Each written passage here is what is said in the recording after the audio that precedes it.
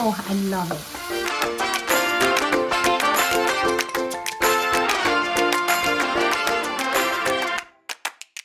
So now I'm going to put the bulgur wheat, and all it takes is 3/4 cups of bulgur wheat, dry bulgur wheat. That's all you need. A little goes a long way. Let's see.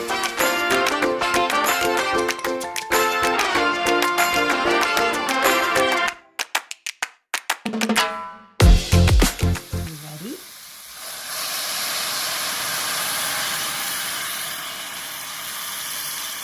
And I am going to put my crushed walnuts. It's a 1/2 cup, not much, but enough to impart their beautiful flavor and their beautiful nutrition, protein, omega-3 fatty acid, just lovely.